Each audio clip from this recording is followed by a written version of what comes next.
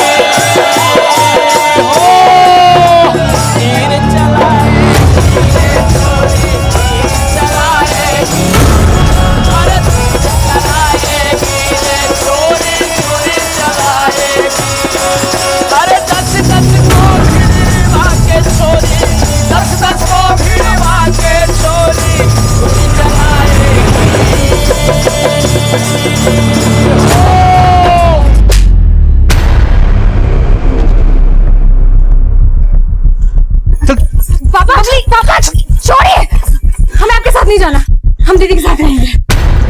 पापा अगर आपको कुछ भी करना है ना तो आप हमें करिए, अगर आपने बबली को हाथ लगाया ना तो। क्या करेगी तू? अपने बाप पे हाथ उठाएगी? हाँ? पहले ही तूने इस नौटंकी वाले से शादी करके मेरी नाक कटवा के रख दी है। अब मैं तुम दोनों को इस बबली की जिंदगी बर्बाद करने नहीं दूंगा। चल बबली। एक मिनट, देखिए हम जानते हैं कि आप हमें पसंद नहीं करते, लेकिन पापा खबरदार जो तूने कोई भी रिश्ता जोड़ने की कोशिश की, तुम दोनों से मेरा कोई वास्ता नहीं है और मैं बबली को भी यहाँ रहने नहीं दूंगा। चल बबली, चल बबली, चल। पापा छोड़िए, आप जबरदस्ती नहीं कर सकते, हम पुलिस को फोन कर देंगे।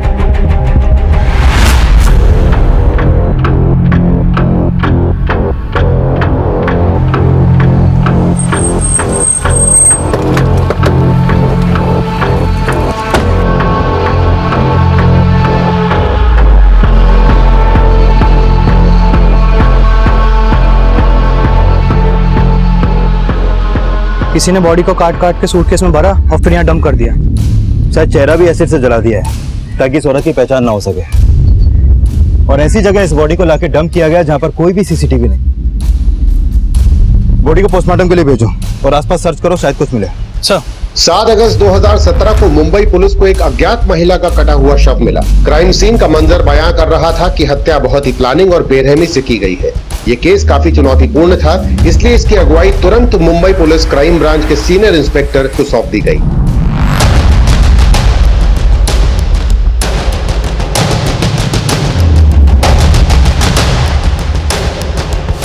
मैं मर्डर के बाद उस औरत के दोनों हाथ पैर काटे गए और चेहरा एसिड से जलाया गया और फिर इसके बॉडी पार्ट्स को इस सूटकेस में डाल के डंप किया गया। मैं सूटकेस में बॉडी पार्ट्स के अलावा एक हिंदी अखबार के कुछ टुकड़े मिले जो सूटकेस के साइड वाली चेन के अंदर थे। बॉडी से खून का रिसाव ज्यादा होने की वजह से अखबार पे खून के धब्बे तो आ गए, लेकिन अखबार का नाम और डेट वाला हिस्सा फटा हुआ है। ये सूटकेस जहाँ पे मिला वहां से कोई लीड नहीं मैम, वो जगह ही ऐसी है जहाँ पर कोई भी सीसीटीवी नहीं है, लेकिन वहाँ आने जाने वाले सभी रास्तों पर जहाँ जहाँ भी सीसीटीवी थे मैंने उन सबकी फुटेज चेक की, लेकिन कुछ भी सस्पिशियस नहीं मिला। अभी हम 7 अगस्त की मिसिंग रिपोर्ट चेक कर रहे हैं, हो सकता है कि उस औरत की पहचान का कोई लीड वहां से मिले। ये ताबीज भी उसी औरत का है? यस मैम, ये ताबीज उस औरत के लेफ्ट हैंड में बंधा हुआ था।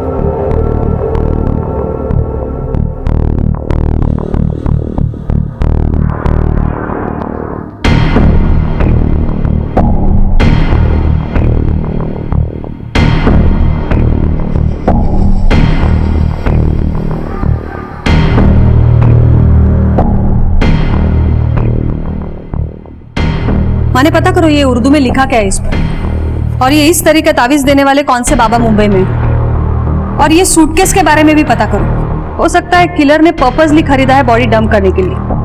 Okay ma'am.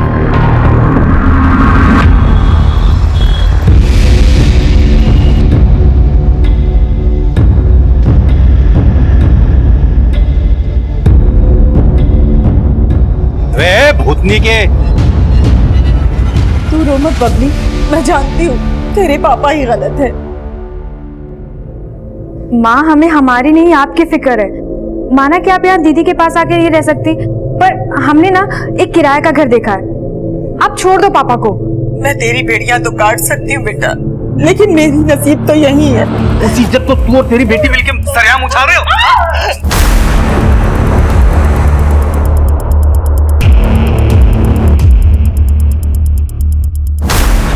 बबली, बबली कहाँ जा रही है?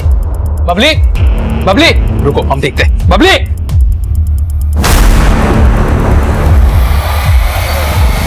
शांति नगर।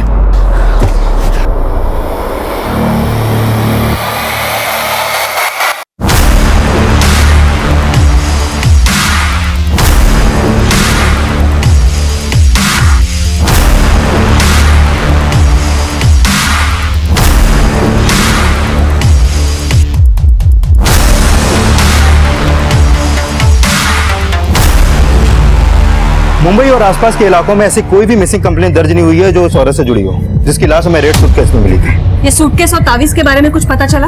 हमारी टीम लगातार कई सूटकेस और बैग डीलर से मिल रही मैम, लेकिन फिलहाल पता नहीं चल पा रहा है कि उस तरीके का सूटकेस आखिर बेचा कहाँ जाता है। और मैम ताबीज के अंदर जो चिट हमें मिली थी उस पर उर्दू का कलमा लिखा हुआ था और कलमा के नीचे लिखा था। हो सकता है कि वो ताबीज उस औरत ने किसी पीर फकीर से खरीदा हो, इसलिए हम उस तरह के लोगों का पता लगवा रहे हैं जिनके पास वो ताबीज होगा। लेकिन मैम इस तरीके से भी इस औरत की पहचान का पता लगाना मुश्किल है, क्योंकि किलर ने इस औरत का चेहरा भी एसिड से जला दिया था। माने एक काम करते हैं, ये औरत के स्कल के अकॉर्डिंगली एक टेंटेटिव स्केच बनाते हैं उसका, और ये भी पता करते हैं कि वो कौन से अखबार के टुकड़े थे। Right ma'am. उसकी पहचान का फिलहाल कोई स्रोत नजर नहीं आ रहा था, पर मुंबई पुलिस पूरी मुस्तैदी से हर बारीक से बारीक सूचना जुटा के इस केस का वो सिरा ढूंढ रही थी जो उनको एक ऐसी दिशा दे सके जिससे विक्टिम और गुनाहगार दोनों तक पहुंचने में मदद मिल सके। क्या हुआ? नहीं लगा बबली का फोन? नहीं, बबली का फोन बंद आ रहा है। तो माँ को लगा कर देखो। हाँ।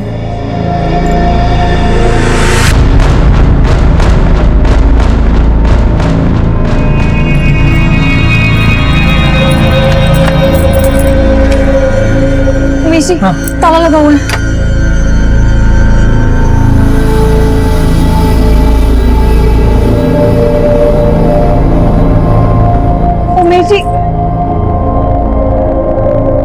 उमेश जी, फोन बार बार कट हो रहा है। कहाँ गई होगी ये लड़की? मुझे बहुत चिंता। राधिका, माँ, राधिका, राधिका, हाँ जी। राधिका, ये सब क्या है? आज से ना तू राधिका से बात करेगी ना बबली से।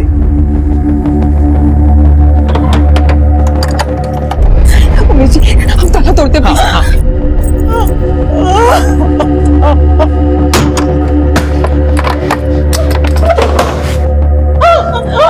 माँ,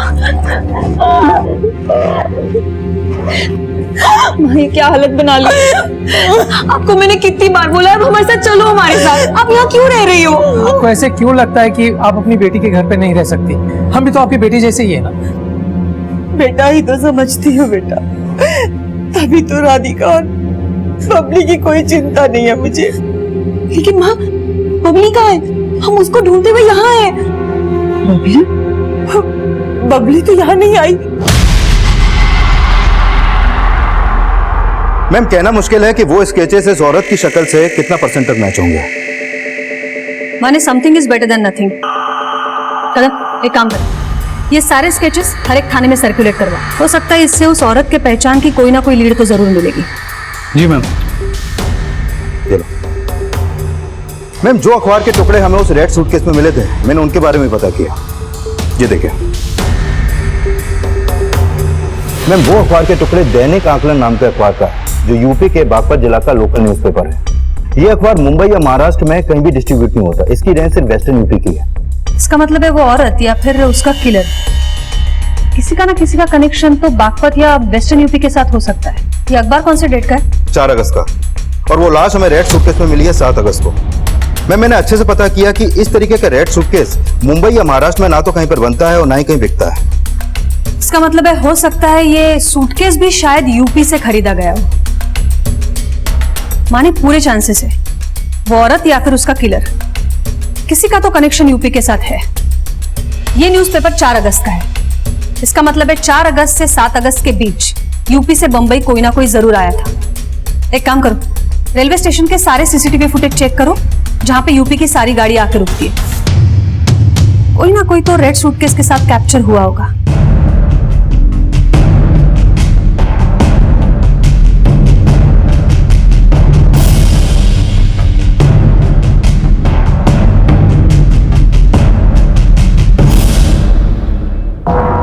सर ये हमारी साली है बबली। सुबह से इसका कुछ पता नहीं लग रहा है और उसका फोन भी बंद आ रहा है। बबली की बहन और उसके माँ बाप कहाँ हैं? सर बबली के माँ बाप ना शांति नगर में रहते हैं और बबली जो है वो हमारे साथ, मतलब हमारे और हमारी पत्नी के साथ हमारे घर पर ही रहती है। अब सुबह बबली की माँ का फोन आया था और फिर बबली है ना जल्दी जल्दी में घर से निकल गई। अब हमें लगा कि वो अपनी माँ के घर पे गई होगी, लेकिन वो वहाँ पे भी नहीं थी। तो बबली की अपनी माँ से ऐसी क्या बात हुई जो वो जल्दी में घर से निकल गई?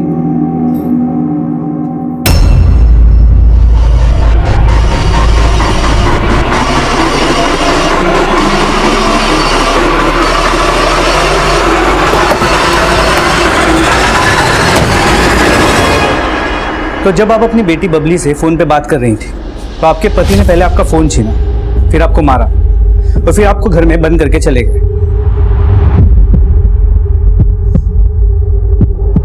बबली यहाँ आई थी क्या? शायद आई होगी, लेकिन बाहर से ताला बंद देख करके वो वापस चली गई होगी। आपके पति अभी कहाँ होंगे? सर कुछ पता नहीं लग पा रहा है। हम उन्हें फोन कर रहे हैं लेकिन वो हमारा फोन काट रहे हैं। क्या आपको लगता है कि वो जानते हैं कि बबली कहाँ है और इसीलिए आप लोगों का फोन कट कर रहा है? सर कुछ समझ नहीं आ रहा है ऐसा। आपके पिताजी का फोन नंबर दीजिए। 4446377। पता करो इसका पति ओमी अभी कहाँ है। पड़ोसियों से पूछो, देखो उन्होंने बबली को यहाँ आते हुए देखा था।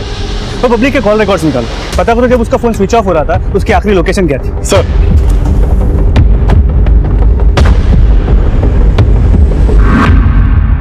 मैम, उस औरत की पोस्टमार्टम रिपोर्ट जिसकी लाश हमें रेड सूटकेस में मिली थी, इस रिपोर्ट के मुताबिक उसकी हत्या 6 अगस्त की रात गला घोंट के की गई और हत्या के बाद उसकी डेड बॉडी को काटा गया। मैम इस रिपोर्ट के मुताबिक उस औरत की उम्र 20 से 25 साल के बीच की होगी, लेकिन मैम उन टेंटेटिव स्केचेस से भी उस औरत की पहचान का कोई लीड नहीं मिल पा रहा और न ही रेलवे स्टेशन की सीसीटीवी से कोई फुटेज मिला। माने ये औरत या फिर उसका किलर, इसकी लीड तो हमें बागपत में मिलेगी जहां ये दैनिक आकलन नाम का अखबार छपा। ये रेड सूटकेस और उस औरत के बाजू पे बांधा गया ताबीज, दोनों शायद वहीं से खरीदे गए हो। बागपत चलने की तैयारी करो। Okay ma'am. Excuse me. Hello,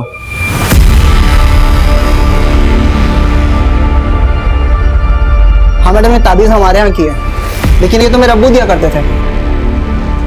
अब्बू? अभी कहाँ है वो? साहब उनका इंतकाल तो 3 साल पहले ही हो गया और शायद ये औरत पहले अब्बू से मिलके जाती हैं। मैम अगर उस औरत के हाथ पे बंधा ताबीज करीब 3 साल पुराना है तो क्या वो औरत मुंबई में ही रहती होगी? वो रहती मुंबई में होगी, लेकिन शायद उसका नेटिव बागपत यूपी हो सकता है, या फिर उसका किलर वो यूपी से ताल्लुक रखता होगा, क्योंकि हमें जो रेड सूटकेस मिला है उसमें जो दैनिक आकलन अखबार के टुकड़े मिले हैं वो वहीं छपता है। मैंने यूपी हेडक्वार्टर्स में सारे डिटेल्स भेज दिए, लेकिन फिर भी भिंडी बाजार और आसपास के सारे एरिया की सर्च जारी रखो। Okay ma'am. सर बबली ने जब अपनी माँ को फोन किया तब उसका नंबर गणेश नगर में एक्टिव था, जहां उसकी बहन और जीजा रहते हैं। उसके बाद उसका फोन शांति नगर की तरफ ट्रेवल हुआ, जहां उसकी माँ रहती है, और सुबह 10 बजे उसका फोन शांति नगर में ही बंद हुआ था। मतलब ये बबली अपने माँ के घर गई तो थी और उसके माँ ने बोला था कि उसका पति उसे घर में बंद करके कहीं चला गया। पड़ोसियों का क्या कहना है? किसी ने कुछ देखा है? सर किसी से कुछ खास इन्फॉर्मेशन नहीं मिली और पता चला है कि पड़ोसियों का भी इनके साथ ज्यादा बोलचाल नहीं था, जिसकी वजह है दोनों बहनों का नौटंकी में काम करना। सर इनकी माँ के बारे में भी लोग अच्छा नहीं बोलते हैं। पता चला कि इनकी माँ की वजह से ओमी को 9 साल पहले अटेम्प्ट टू मर्डर केस में 7 साल की कैद हुई थी। मेरी बीबी पे डोरे डालता है तू, मैं छोड़ूंगा नहीं मैं तुझे। सर ओमी अपनी बीवी के ऊपर शक करता था कि उसके इस जगदीश के साथ अफेयर था। ओमी जब जेल से लौट के आया तब तक उसकी दोनों बेटियों ने उमेश के यहाँ नौटंकी ज्वाइन कर ली थी। उसकी बड़ी बेटी राधिका ने उमेश के साथ शादी कर ली और उसकी छोटी बेटी अपनी बहन और जीजा के साथ आकर रहने लगी। सर ओमी को इस बात से बहुत परेशानी थी और कुछ दिन पहले उसने चलती नौटंकी के दौरान बबली को बहुत पीटा था। सर इस बात के पूरे चांसेस है कि ओमी ने पहले बबली को गायब किया और फिर अपना नंबर बंद करके फरार हो गया। मुमकिन है कि इस ओमी ने ही बबली को गायब किया, लेकिन जिस प्रोफेशन में बबली है उस पर बुरी नजर रखने वाले लोग कम नहीं होंगे। पर यह भी हो सकता है कि बबली का कोई बॉयफ्रेंड, किसी के साथ कोई चक्कर। सर बबली के कॉल रिकॉर्ड से तो ऐसा कुछ सामने नहीं आया, और ना ही बबली की बहन और जीजा ने ऐसा कुछ बताया कि उसका किसी से अफेयर हो सकता है। सर बबली के गायब होने का कनेक्शन ओमी के गायब होने से जुड़ा हो सकता है। एक तरफ जहां मुंबई पुलिस एक रेड सूटकेस में मिली एक अज्ञात महिला की पहचान करने की कोशिश कर रही थी, वहीं दूसरी तरफ यूपी के बागपत की एक लोकल डांसर बबली की गुमशुदगी का केस सामने आया था। लेकिन क्या इन दोनों केसेस का आपस में कोई कनेक्शन था?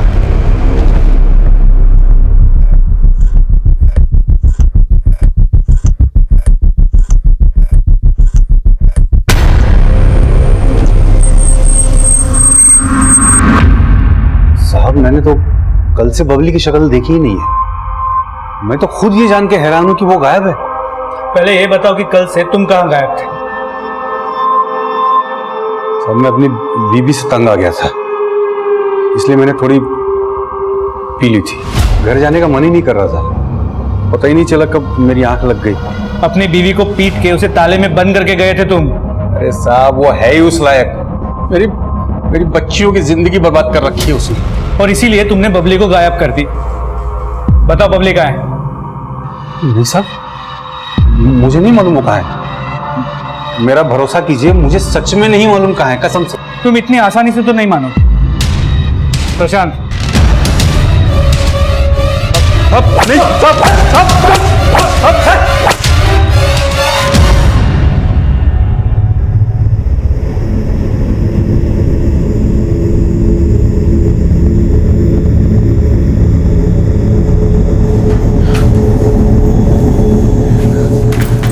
उमेश जी, बबली का कुछ पता चला?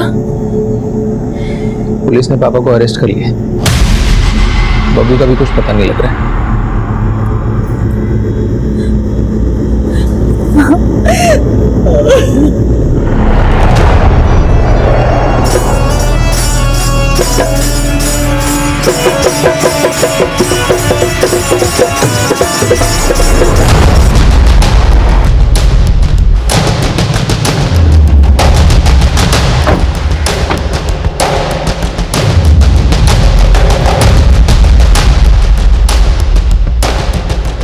आपका फोन आने के बाद से ही हमने उस औरत को ढूंढना शुरू कर दिया था जिसका टेंटेटिव स्केच आप लोगों ने बनवाया है, लेकिन अब तक हमें कोई क्लू नहीं मिला है। हमें ऐसा लगता है वो रेड सूटकेस यहीं से खरीदा गया है जिसमें उस औरत की लाश मिली थी। अब सूटकेस तो उसी इंसान का हो सकता है जो वो अखबार पढ़ता हो, लेकिन ये अखबार यहाँ बागपत और आसपास के एरिया में काफी ज्यादा डिस्ट्रीब्यूट होता है। ये अखबार के वेंडर्स और जहां जहां ये डिस्ट्रीब्यूट होता है उसकी कुछ लिस्टिंग आप हमें बना के दे सकते हैं ताकि उस औरत और किलर तक पहुंचने में हमें मदद मिले। जी मिश्रा जी, मैडम को जो भी हेल्प चाहिए ना प्रोवाइड करो। जी ma'am. Thank you.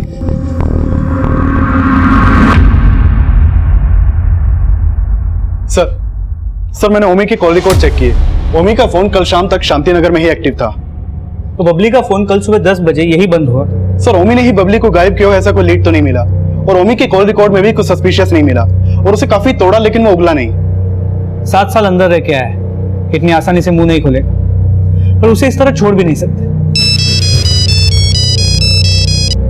Hello, okay sir, constable Tiwari को एक इन्फॉर्मेशन मिली है। बबली को कल सुबह अपनी बहन के घर के पास एक ऑटो में बैठते देखा गया था।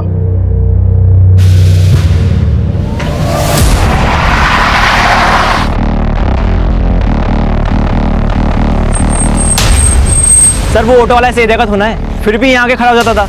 कई बार बोला कि उसको यहाँ ऑटो ना लगाया करे तो मार झिट करने लगा। बड़ा दबंग है सर, और बबली की हर नौटंकी में जाके उसका वीडियो बना के देखता है वो।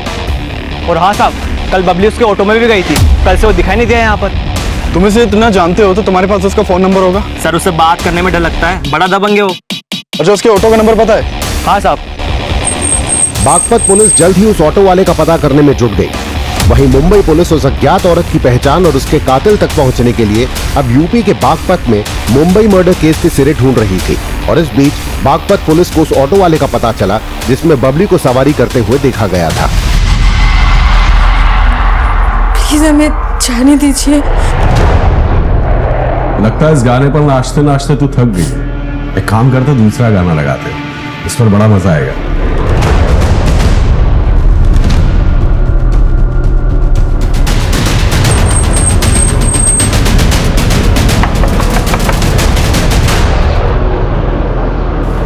साहब चेक करो। बता बबली कहाँ है? साहब मेरे को नहीं पता बबली कहाँ है। गणेश नगर से बबली को ऑटो में तूने बिठाया था ना? हाँ साहब, लेकिन मैंने तो उनको शांति नगर छोड़ दिया था।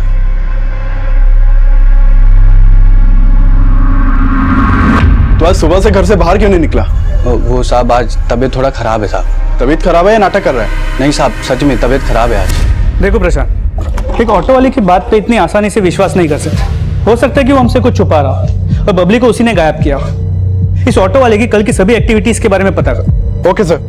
और बबली जिस प्रोफेशन में है उस पर बहुत लोग फिदा होते होंगे, तो हो सकता है कि ऑटो वाले के अलावा कोई और भी हो जिसने उसे गायब किया हो। हर पॉसिबिलिटी के बारे में चेक करो। Okay sir. ठीक है मैडम, यहाँ बागपत में जहां जहां दैनिक आकलन डिस्ट्रीब्यूट होता है ये उसकी लिस्टिंग है।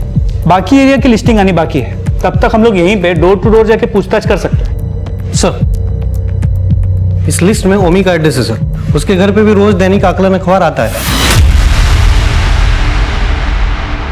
ओमी? ये ओमी कौन है? ये ओमी अपनी बेटी बबली के किडनैपिंग केस में एक सस्पेक्ट है। बबली यानी वही लड़की जिसके बारे में अभी आप फोन पर बात कर रहे थे? जी, ये बबली यहाँ की एक लोकल डांसर है। अपनी बहन और जीजा के नौटंकी ग्रुप में डांस करती है। और ये ओमी एक अटेम्प्ट टू मर्डर केस में 7 साल अंदर जा चुका है। इसका मतलब है हिस्ट्री शीटर हो सकता है। क्या आप पता कर सकते हैं ये ओमी और मुंबई का कोई कनेक्शन है या नहीं है? और 4 और 7 अगस्त के बीच ओमी कहाँ था और क्या कर रहा था? 4 से 7 अगस्त के बीच ओमी यहाँ बागपत में ही था, लेकिन उसके कॉल रिकॉर्ड्स हमारे पास है, जिससे हम ये चेक कर सकते हैं कि क्या वो किसी क्रिमिनल से कनेक्शन में था क्या, जिसका ताल्लुक उस औरत से हो जिसकी लाश आप लोगों को मुंबई में मिली है। क्या बबली मिसिंग केस वाकई मुंबई में हुई इस अज्ञात महिला की हत्या से जुड़ा था? ये फिलहाल साफ नहीं था, लेकिन क्या बबली को भी वही अंजाम मिलने वाला था जो मुंबई में उस अज्ञात महिला को मिला था? माँ हिम्मत रखो, बबली मिल जाएगी। कैसे हिम्मत रखूं? बोलना कैसे हिम्मत रखूं? गलती इसमें सिर्फ तेरे पापा की नहीं है, गलती हमारी भी है जो हम तेरे बातों में आकर के तुझे नौटंकी में शामिल होने दिए। खुद तो शामिल हुई, बबली को भी अपने साथ शामिल कर लिया। अगर उसे रोक देती तो आज ये नौबत देखने को नहीं मिलता। तो आप इन सब बातों के लिए हमें दोषी ठहरा रही है? अब भूल गई पापा आपकी वजह से जेल गए थे, आपकी वजह से उन्होंने जगदीश अंकल को मारा था। तू कहना क्या चाहती है?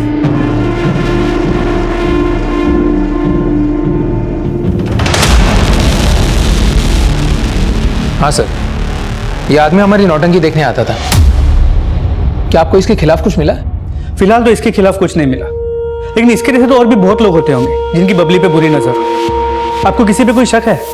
सर आप तो जानते हैं ना कि हमारी नौटंकी देखने कैसे कैसे लोग आते हैं, और फिर बबली का डांस देखकर वहीं पर कुछ गलत सलत भी बोल देते थे। कुछ लोग तो उसको छूने के लिए स्टेज पर चढ़ जाया करते थे।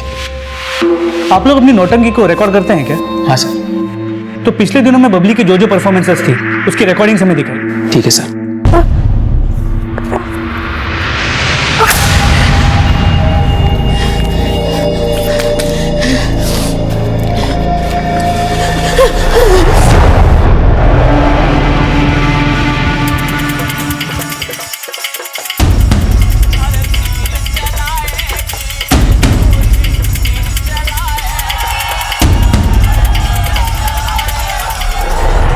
मैं बागपत में जिन जिन लोगों के यहाँ वो दैनिक आकलन अखबार जाता है, वहां से कहीं भी किसी भी औरत की कोई मिसिंग कंप्लेंट दर्ज नहीं हुई है और न ही कोई सस्पिशियस मिला।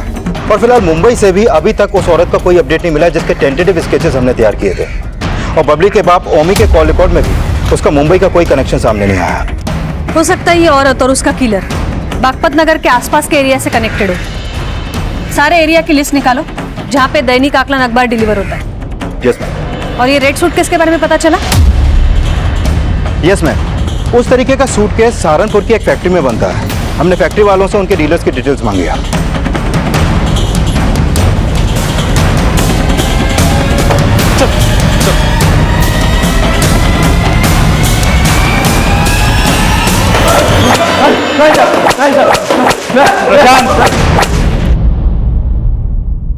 तुम में से जिसने भी बबली को मारा है या अगर कोई भी जानता है कि बबली को किसने मारा है, अभी के अभी बता दो, वरना बहुत तकलीफ होगी।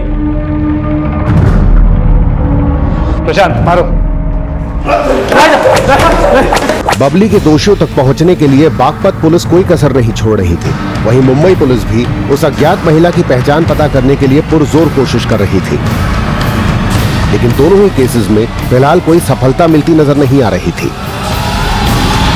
विनीता, अब क्या जिंदगी भर अपनी बेटी के घर में ही रहने का इरादा है क्या? हाँ, पति ने तो कुछ किया नहीं तो क्या करेगी बेचारी? बेटा, अपनी माँ के गिरेबान में झांक के देखा होता ना तो तुझे पता चलता कि गलती किसकी है। वैसे गलती तेरी भी नहीं है, तू तो अपने माँ के नक्शे कदम पे चल रही है ना। लेकिन बता रहा हूं, बबली का दोषी मैं अकेला नहीं हूं। तुम सब बबली के दोषी हो, तुम सब। घरियाली आंसू बहाने से कोई सच्चा इंसान नहीं बन जाता।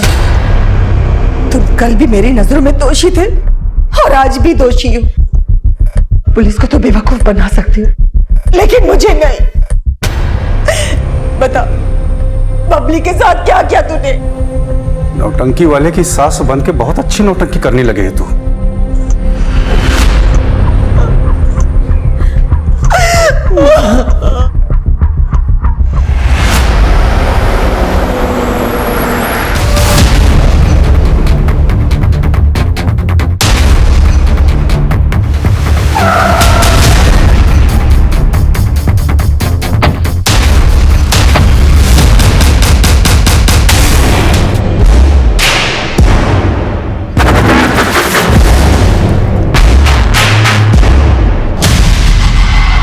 हाँ बोलिए शर्मा जी।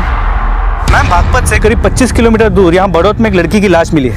बॉडी के टुकड़े कर दिए गए पर चेहरे पे तेजाब डाल दिया गया, पर बॉडी को उसी तरह की लाल सूटकेस में डाल के डंप किया गया है जिस तरह के लाल सूटकेस में आपको मुंबई में लाश मिली थी। What? वो लाश किस लड़की की है? हमें लगता है कि ये लाश बबली की हो सकती है। हम उसके माँ बाप को बुला रहे हैं बॉडी की शिनाख्त करने के लिए।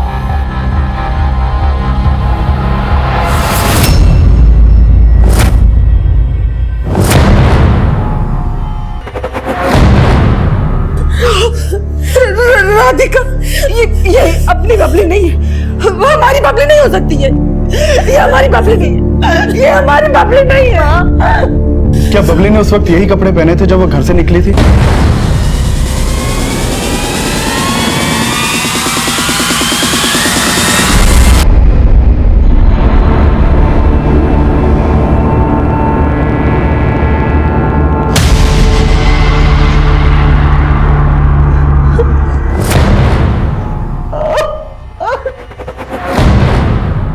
दोनों मर्डर्स का मोडस ऑपरेंडी सेम है। जो लाश हमें 7 अगस्त को मुंबई में मिली थी उसे भी इसी तरह काट काट कर रेड सूटकेस में भरा गया था और उसका चेहरा एसिड से जलाया गया था। अभी उसी तरह की लाश बड़ौत में मिली है और अगर ये लाश वाकई बबली की है तो ये भी हो सकता है दोनों को एक ही इंसान ने मारा हो। मुंबई और बागपत में सामने आए एक जैसे मर्डर केसेस के तार किस तरह से जुड़े होंगे, इसका पता लगाने के लिए अब मुंबई और बागपत पुलिस दोनों मिलकर इन केसेस की तहकीकात करने लगी। मुंबई में मिली अज्ञात लाश की अभी तक पहचान नहीं हो पाई थी, लेकिन अब बबली के मर्डर का मोटिव रखने वालों को खंगाला जा रहा था। लेकिन किसी के भी खिलाफ कुछ नहीं मिला। लेकिन ये भी तो हो सकता है कि मर्डरर कोई घर का ही हो। बबली ये जीजा जी के नौटंकी में सिर्फ काम ही नहीं करती थी बल्कि उनके साथ में रहती भी थी, तो ये भी हो सकता है कि उन दोनों का अफेयर चल रहा हो।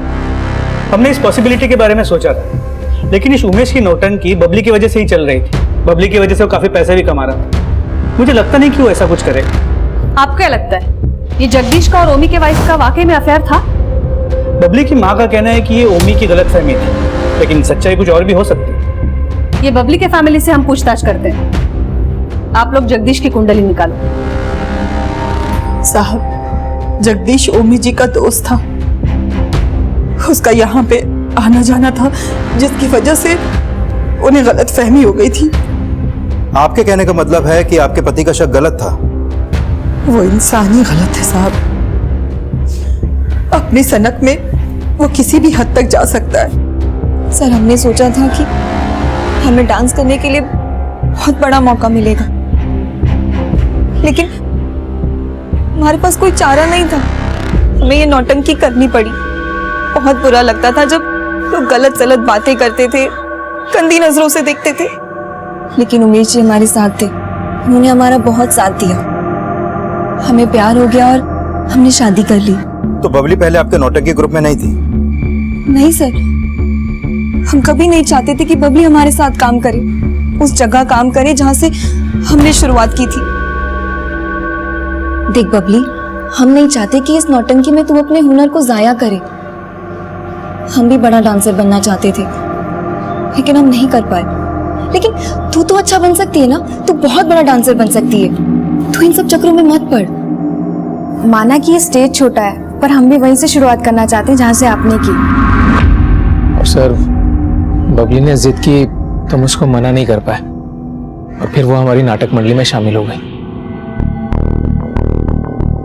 आपके नौटंकी ग्रुप में पहले ये औरत भी डांस करती थी क्या? नहीं सर। लेकिन सर, आप इसके बारे में क्यों पूछ रहे हैं? इस औरत का 6 अगस्त को मुंबई में मर्डर हुआ था, और इसका मर्डर भी ठीक उसी तरह हुआ जिस तरह बबली का हुआ था। और हमें पूरा शक है कि इन दोनों मर्डर के पीछे किसी एक ही आदमी का हाथ।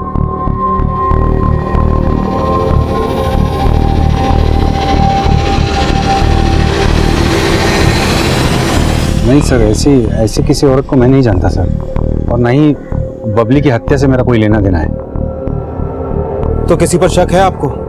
सर, मैं इस बारे में कुछ बोलना नहीं चाहता। हाँ, लेकिन जो लोग मुझ पे शक जता रहे हैं, दूध के धुले तो वो भी नहीं है। मैम, हमें नहीं पता कि पापा ने क्या किया है क्या नहीं, लेकिन जब से वो जेल से बाहर आए, उन्होंने हम सबका जीना मुश्किल कर दिया। जब वो जेल से बाहर आए थे तो हमारी शादी उमेश जी से हो गई थी। वो चाहते थे कि हम उमेश जी को छोड़ दें, लेकिन उनका हम पर बस नहीं चला तो वो बबली के दुश्मन बन गए। राधिका तो बेहया निकली, लेकिन तू इसके बाद याद रख, अगर तूने उन नौटंकी वालों से रिश्ता रखा तो उसकी वजह से आज तक वो मुझे कोसते हैं।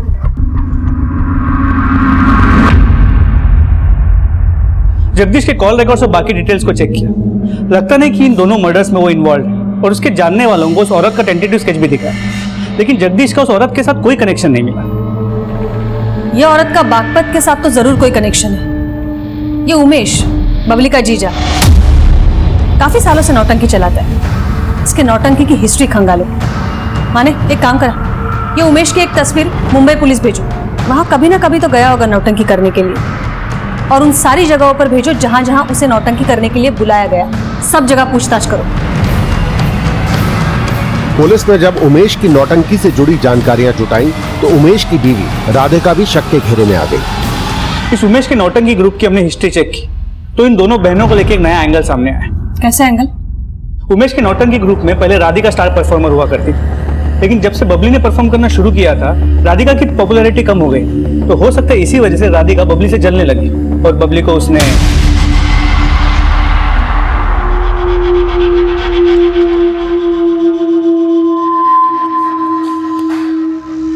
क्या सोच रही हो? सोच नहीं रही हूँ, गुस्सा आ रहा है।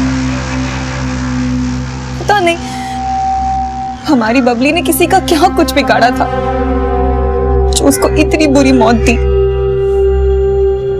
माना कि राधिका अपनी बहन बबली से जलती थी, लेकिन फिर उसका उस औरत से क्या रिलेशन हो सकता है जिसका मर्डर मुंबई में हुआ? एक्सक्यूज मी, बोला माने? मैं मुंबई से कॉल आया था। जोगेश्वरी पुलिस स्टेशन में एक औरत की मिसिंग कंप्लेंट फाइल हुई है जो पिछले 1 महीने से गायब है। नादिया नाम है उसका। जोगेश्वरी की एक चौल में किराए पे रहती थी। ये रिपोर्ट उस चौल के मकान मालिक ने दर्ज करवाई है। उसका कहना है कि उसका रूम पिछले 1 महीने से बंद है और उसका फोन भी बंद है। पता चला है कि वो औरत यूपी की रहने वाली थी। तो क्या ये नादिया के फोटोज उन स्केचेस से मैच होते जो हमने बनवाए?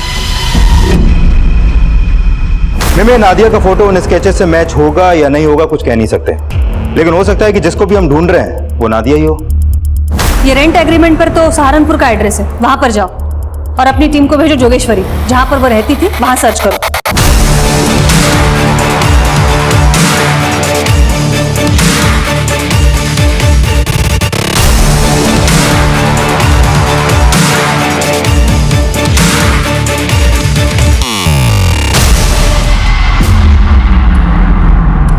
एक काम करा, वो ब्लड ट्रेसेस की जांच करा।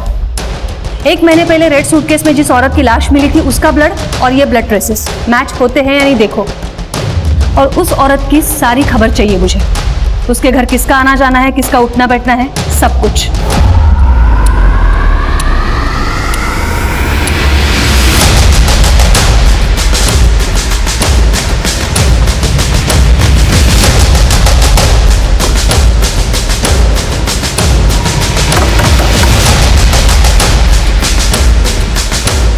नादिया यहीं रहती है? बोला माने। मैम, नादिया के घर वालों से एक हैरान करने वाली बात पता चली है। कई सालों पहले नादिया अपने घर से भाग गई थी, फिर उसने उमेश का नौटंकी ग्रुप ज्वाइन किया और उसी नौटंकी में नाचना शुरू कर दिया।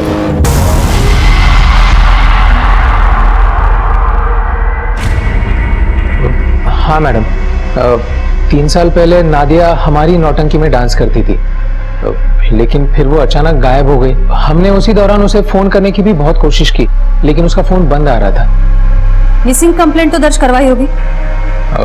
नहीं मैडम, हमें ऐसा लगा कि उसके घर वाले उसे जबरदस्ती लेके गए होंगे, और फिर नादिया के घर वालों को उसका नौटंकी में डांस करना बिल्कुल पसंद नहीं था। आई एम श्योर ये वही नादिया है जिसकी लाश हमें रेड कलर के सूटकेस में मिली। दोनों लड़कियां नौटंकी में काम करती थी और दोनों के मर्डर का तरीका भी एक ही है। मैम, मुझे तो ये उमेश पे शक हो रहा है। लेकिन जब मुंबई में मर्डर हुआ था, ये उमेश यहाँ बागपत में था और बबली की लाश हमें बड़ौद से मिली। तो बबली को क्यों मारेगा, इसका कोई क्लियर मोटिव भी सामने नहीं है। और नादिया, वो तो उसका ग्रुप छोड़ के कई साल पहले चली गई, वो उसे अभी क्यों मरवाएगा? बोला कदम, स्केच पाठवा मला। जोगेश्वरी चौल में जो ब्लड ट्रेसेस मिले हैं वो उस औरत से मैच करते हैं जिसकी लाश हमें रेड सूटकेस में मुंबई में मिली थी। नादिया जहां पर रहती थी, यह आदमी बहुत बार वहां पर आता जाता रहता था। पड़ोसियों ने इसका स्केच बनवाया है।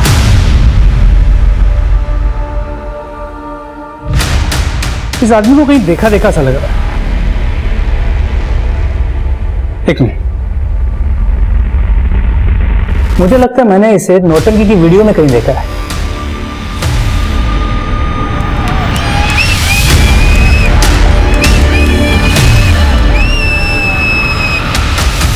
ये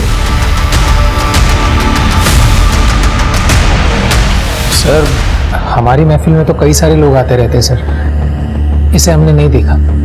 लेकिन इस आदमी का मुंबई में नादिया से मिलना जुलना था।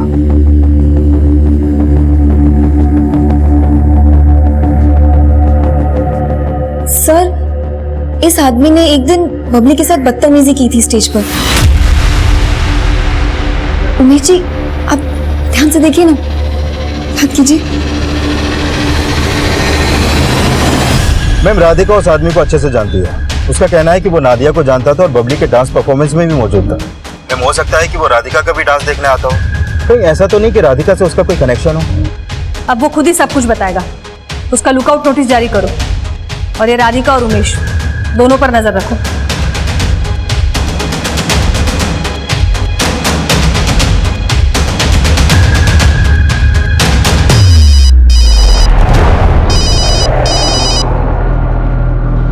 हेलो, ओके ठीक है। मैम, बबली के फाइनल पोस्टमार्टम रिपोर्ट के मुताबिक उसे मारने से पहले उसके साथ रेप भी किया गया।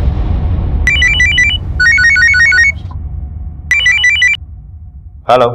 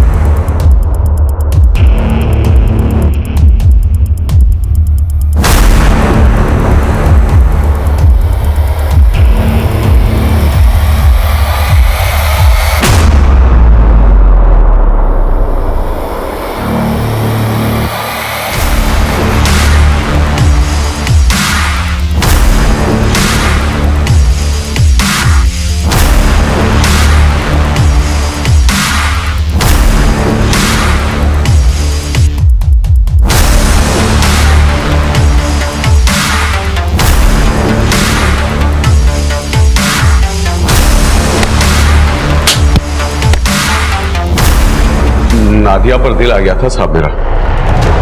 उसको मुंबई जाना था,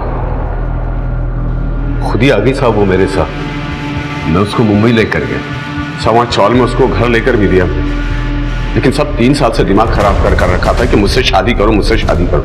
साहब इस बार मुंबई गया तो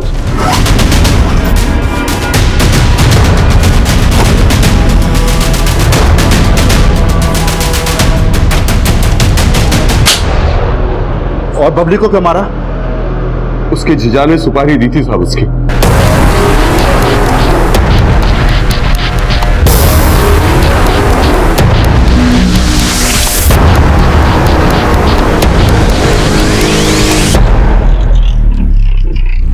मैडम, राधिका से पहले हमने दिल्ली में एक लड़की से शादी की थी। राधिका को इस शादी के बारे में नहीं पता था, लेकिन फिर एक दिन बबली ने हमें हमारी पहली पत्नी के साथ देख लिया।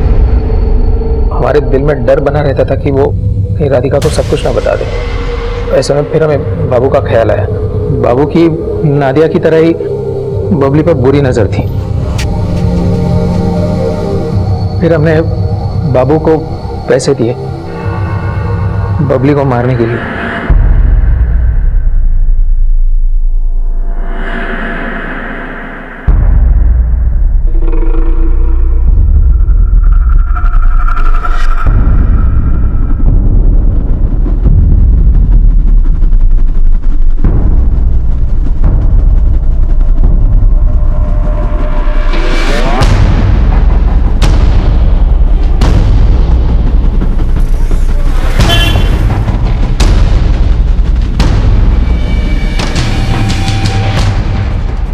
और फिर हमने बबली को गाड़ी में बिठाया और बाबू उसको अपने साथ ले गया। प्लीज हमें जाने दीजिए। लगता है इस गाने पर नाचते नाचते बोर हो गई है। गाना चेंज करते हैं, ये नाचने में मजा आएगा। प्लीज प्लीज हमें जाने दीजिए। नाचती है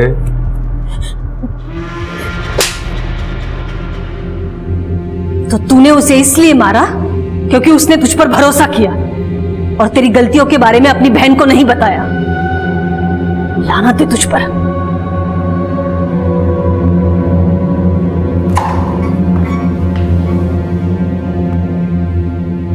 जिन्होंने हमें पहले ही अंधेरे में रखा हुआ हो, उन्हें सुधरने का मौका देते वक्त इतना सतर्क जरूर रहना चाहिए कि धोखा देने वाला अक्सर दूसरा मौका भी धोखा देने के लिए ही मांगता है। देखते हैं हमारे आज के एपिसोड की दूसरी कहानी।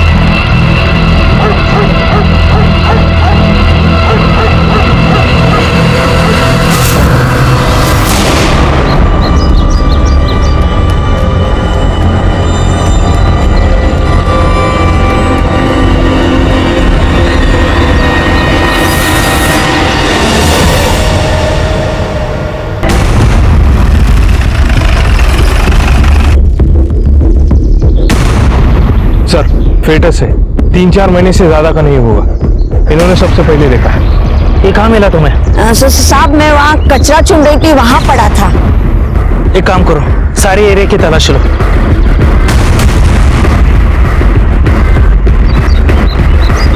रामले, एक और मिला है। सर, तकरीबन 12 फेटस है। एक काम करो, सारे फेटस लैब में टेस्टिंग के लिए भेज दो। Okay sir. तुम हमेशा यहाँ कचरा जमा करने के लिए आते हो? हाँ साहब जी। यहाँ पे कभी भी किसी को आते हुए देखा है या कुछ फेंकते हुए देखा है? साहब जी मैंने कभी ध्यान नहीं दिया। सर, शुगर फैक्ट्री के आगे नदी के पास हमें 12 फिटसेस मिले हैं सर। लैब में भेजे? हाँ सर, उनके रिपोर्ट्स भी आ गए हैं। उनमें से 8 फिटसेस टोटली डिकम्पोज है सर। कुछ पता नहीं चल रहा है। 4 फिटसेस लड़कियों के हैं, 3 फिटसेस कुछ दिन पुराने हैं और 1 फिटस जो कि 4 महीने का है बिल्कुल फ्रेश है सर। डॉक्टर्स का कहना है कि ज्यादा से ज्यादा 2 या 3 दिन पहले उन्हें अबॉर्ट किया गया है। जहाँ जहाँ ये फीटस मिले हैं उसके आसपास के एरिया में पता करो जितने भी छोटे बड़े हॉस्पिटल्स हैं किस किस में मैटरनिटी वार्ड है, और ये पता करो कि कितनी औरतों ने अब तक एबॉर्शन करवाया है। Okay sir.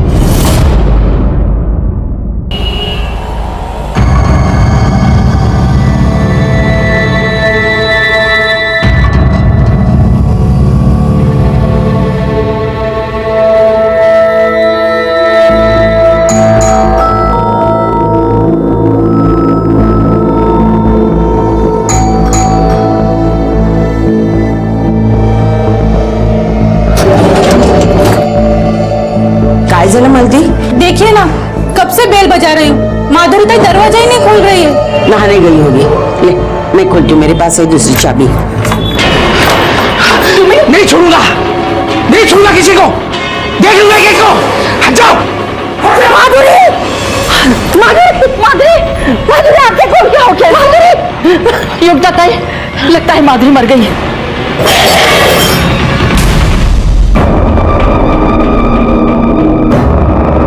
बड़े साहब, बड़े साहब, बड़े साहब कहाँ है? बड़े साहब, एक मिनट, बात क्या है? मैं इससे उरी से बात करूंगा, बताओ कहाँ है वो? क्या हुआ बड़े साहब? हो रहे बड़े साहब, क्या साहब? साहब उन्होंने मेरी बेटी को मार डाला साहब। क्या हुआ कि खून कैसे लग गया? उन्होंने मेरी बेटी को मार डाला साहब। किन्होंने? उसके ससुराल वालों ने साहब। कहाँ हुआ ये सब? ये पास में नालंदा बिल्डिंग है उसमें।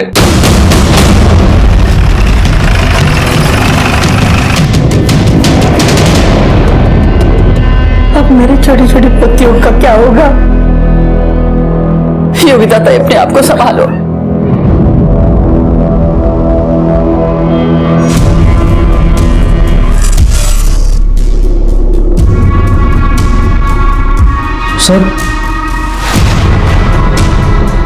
सर मेरे ससुर ने ही मेरे बेबी की जान ली है। अरेस्ट कीजिए उन्हें। एक बाप ने पुलिस के पास आकर गुहार लगाई कि उसकी बेटी को उसके ससुराल वालों ने जान से मार दिया, लेकिन पति का कहना कुछ और ही था। वो अपने ससुर को ही कातिल ठहरा रहा था। अब ये पुलिस को तय करना था कि इन दोनों में कौन सच्चा था और कौन झूठा। और ये औरत जो मरी थी, आखिर उसकी कहानी क्या थी? बॉडी को सबसे पहले किसने देखा? मेरी आई, अंजू आंटी और हमारी मेड चंद्रकला। देखिए मैं समझ सकता हूँ इस वक्त आप पर क्या बीत रही होगी, लेकिन जरा डिटेल में बताइए एग्जैक्टली हुआ क्या था। मैं अपनी पोतियों के नाम पे अभिषेक करवाने के लिए सुबह सुबह ही मंदिर चली गई थी। वापस आए देखा तो चंद्रकला बेल बजा रही थी। कह रही थी कि कोई दरवाजा नहीं खुल रहा है। मुझे लगा माधुरी नहाने गई हो, इसलिए मैंने अपनी दूसरी चाबी से दरवाजा खोलने को ही हुई तो माधुरी के पिताजी प्रदीप अंदर से उन्होंने दरवाजा खोला और कहने लगे कि नहीं छूना किसी को, देख लूंगा किसको, और भाग गए। मैं घबरा कर अंदर आई तो देखा तो मेरी बच्ची माधुरी मरी हुई पड़ी थी। साहब सवेरे करीब 8 साढ़े 8 बजे मैं और योगिता ताई मंदिर गए थे।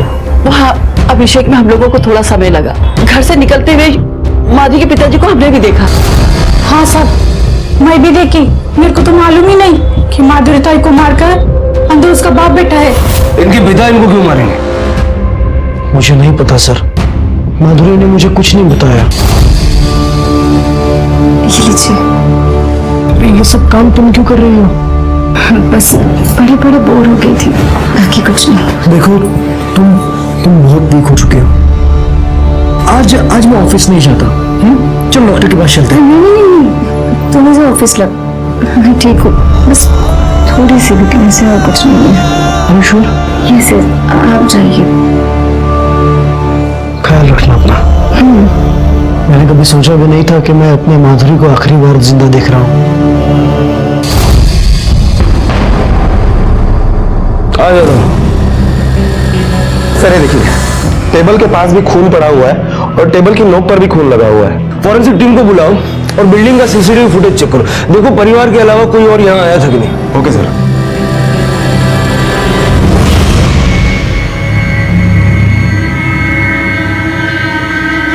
मम्मा क्या हुआ मम्मा को? ऐसे खून है क्या मम्मा?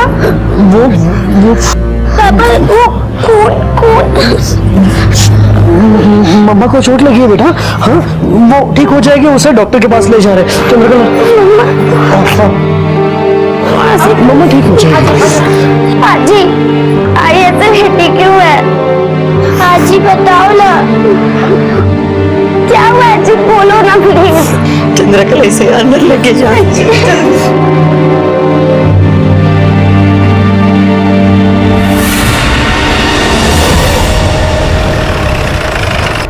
इतनी सुबह वहां आप क्या करने गए थे? कल रात मेरी माधुरी से बात हुई थी फोन पर। उसकी तबीयत ठीक नहीं थी, इसलिए उससे मिलने गया था। जिस वक्त आप घर में दाखिल हुए उस वक्त टाइम क्या हुआ? करीब 9 बजे होंगे। और आप वहां से निकले कब? वो याद नहीं, मैं वहां से सीधा यहाँ आ गया। लेकिन आपकी संदन जी ने बताया कि जब 11 बजे वो मंदिर से घर वापस आई तब उन्हें देखकर आप वहां से भागे। 2 घंटे आप वहां पे क्या कर रहे थे? कुछ नहीं। कुछ नहीं? 2 घंटे आप माधुरी के घर में माधुरी के साथ मौजूद थे। क्या कर रहे थे? लाश को ठिकाने लगाने की प्लानिंग, या सबूत मिटाने की कोशिश, या फिर बैठ के ये सोच रहे थे कि अब आगे क्या करूं? फिर एक आइडिया आया, चलो मैं ही पुलिस के पास जाता हूं और उसके ससुराल वालों पर इल्जाम लगा देता हूं। वो बेटी थी मेरी साहब, इन हाथों में दम तोड़ा था उसने। माधुरी, माधुरी कितनी खुश थी मेरी बेटी। तोता उड़ी, मैना उड़ी, खरगोश उड़। अरे नहीं, चीटिंग ऐसा नहीं होता, बिल्कुल नहीं होता। अरे क्या बात है, अरे कितना परेशान करोगे बाबा को? अरे कोई परेशान नहीं कर रहा है मुझे अच्छा लगता है इनके साथ खेलना, है ना? बाबा आप भी ना, सच्ची में देखो परेशान मत करना। नहीं करी परेशान बाबा, मैं आपके लिए चाय बना के ठीक है, जल्दी ठीक है, चलो फिर ध्यान दो। माधुरी, माधुरी काय झालं? काही नहीं बाबा, बस वो एकदम से उठ गई थी ना सुबह से, इसलिए अचानक चक्कर आ गए। ऐसे कैसे चक्कर आ गया? कुछ नहीं, चलो डॉक्टर के पास चलते हैं। नहीं बाबा, डॉक्टर की जरूरत नहीं है। अरे जरूरत कैसे नहीं है? हाँ, तुम चलो मेरे साथ, नहीं तो मैं सुजीत को फोन कर दूंगा। बाबा, सुजीत को फोन करने की कोई जरूरत नहीं है। बाबा, इन दोनों का भाई आने वाला है। तुम्हें कैसे पता इनका भाई आने वाला है? मैंने टेस्ट करवाया बाबा, इस बार बेटा ही होगा। साहब, माधुरी को लगा था कि अगर वो मुझे नहीं बताएगी तो मुझे पता नहीं चलेगा, लेकिन उसका चेहरा देखकर मुझे पता चल गया कि कुछ तो है। आपने माधुरी के बच्चे का लिंग परीक्षण करवाया था, वो उसी ने करवाया था। उसकी पहली 2 बेटियां हैं और इस बार उसे बेटा चाहिए था, और बेटा ही होने वाला था। इसे स्वप्न पूर्ण और तो साहब, आज सुबह आपकी माधुरी के साथ किसी बात को लेकर कोई कहा सुनी हुई? ठीक है सर, ये अपना कस्टडी में बैठे हो साहब। चलिए। सब मैंने क्या किया है साहब? माधुरी की लाश के बाद सिर्फ आप मौजूद थे, इसलिए जब तक ये केस सॉल्व नहीं हो जाता हमारे साथ कोऑपरेट कीजिए। मेरी बात मानिए साहब। चलिए।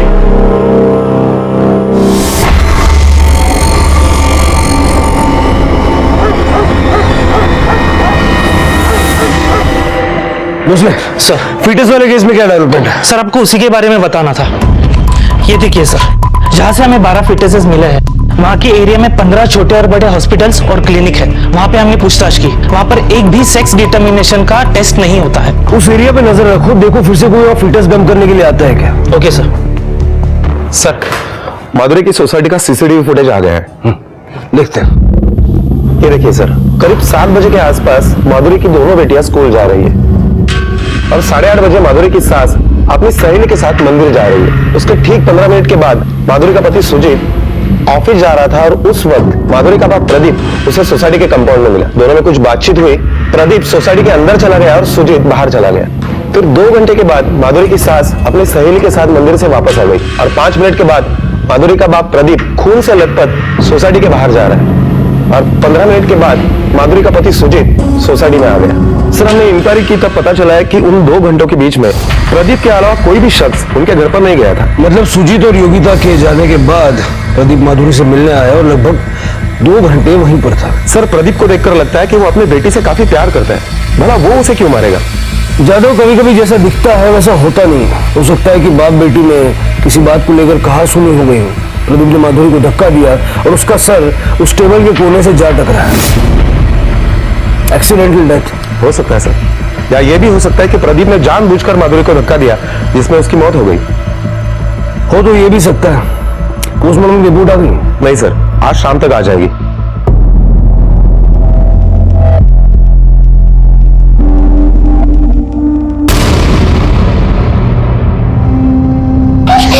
प्लीज बॉटल देना, बॉटल दे। अरे देना मुझे चाहिए। दिव्या, क्या हुआ? लग गई। आई दिव्या, क्या हुआ? लग गई। अच्छा, कुछ नहीं होता बेटा, कुछ नहीं होता। अब भी मैं से ठीक करती हूँ। दिव्या को आता है, समझ में नहीं आता? हाँ, खेल रही थी ना वो। मैं मारती हूँ। मारो उसे, मारो।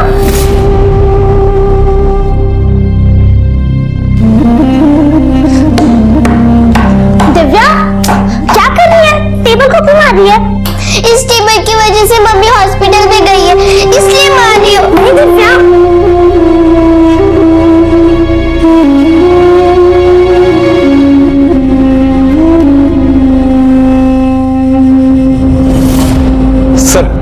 माधुरी की पोस्टमार्टम रिपोर्ट आ गई है। पोस्टमार्टम रिपोर्ट के मुताबिक माधुरी की मौत सर पर चोट लगने की वजह से नहीं, बल्कि किसी ब्लंट हथियार से उसके सर पर मारा गया था। मतलब ये एक्सीडेंटल डेथ नहीं है, ये मर्डर है। और मर्डर या तो उसका बाप कर सकता है या उसका हस्बैंड। सर, डॉक्टरों का यह भी मानना है कि माधुरी के सर पर चोट लगने की वजह से अगर वो नहीं मरती तो फिर भी वैसे भी कुछ समय में वो मर जाती, क्योंकि उसे बहुत ज्यादा ब्लीडिंग हुई थी। 2 दिन पहले माधुरी का मिसकैरेज हुआ था। मिसकैरेज की वजह से? नहीं सर, माधुरी का मिसकैरेज नहीं हुआ था, बल्कि उसका एबॉर्शन किया गया था। अबॉर्शन? लेकिन उसके पति ने तो कहा कि उसका मिसकैरेज हुआ था। प्रदीप को बुलाओ। माधुरी की मौत टेबल से सर टकराने से नहीं हुई थी, उसके सर पे किसी भारी चीज से वार किया गया था। क्या चीज से मारा था? साहब, मैंने अपनी बच्ची को नहीं मारा, मैं क्यों मारूंगा उसे? वही तो हम जानना चाहते हैं। माधुरी ने अबॉर्शन क्यों करवाया? वो भला क्यों करवाएगी साहब? वो तो खुश थी, उसे तो बेटा होने वाला था। आपने हमें बताया था कि माधुरी का मिसकैरेज हुआ था, लेकिन मेडिकल के बाद हमें पता चला कि माधुरी का अबॉर्शन हुआ था। अबॉर्शन? नहीं सर, माधुरी अबॉर्शन क्यों करवाएगी? ये तो आप ही हमें बता सकते हैं ना, क्यों करवाएगी? आपने उसे फोर्स किया था? बिल्कुल नहीं सर, बल्कि 2 बेटियों के बाद हमें बेटा होने वाला था, तो मैं उसे क्यों अबॉर्शन करवाने के लिए कहूं? परसों दोपहर माधुरी अचानक मार्केट से आई और रोने लगी। कहा कि तबीयत खराब हो गई और बच्चा गिर गया। वैसे गौर करने लायक बात एक और है, माधुरी की मौत टेबल से सर टकराने से नहीं हुई थी, उसके सर पे किसी भारी चीज से मारा गया था। सर, इस सवाल का जवाब मैं नहीं दे सकता, माधुरी के पापा ही दे सकते हैं। फिर आप किस सवाल का जवाब देंगे? क्यों ऐसा नहीं हो सकता कि आप माधुरी के अबॉर्शन से खुश नहीं थे और आपने गुस्से में आके उसे मार दिया? सर, मुझे नहीं पता आप क्या कह रहे हैं। हमारा सपना पूरा होने वाला था, हमें बेटा होने वाला था, लेकिन शायद भगवान को ये मंजूर नहीं था। हमें आपके घर की तलाशी लेनी है, मर्डर वेपन के लिए।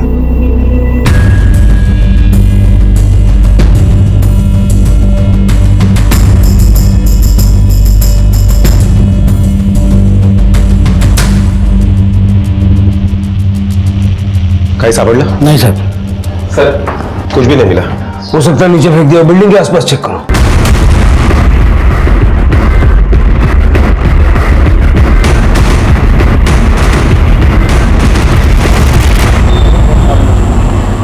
सर, माधुरी को तो बेटा पैदा होने वाला था, तो ऐसे में उसको एबॉर्शन करने की क्या जरूरत पड़ी?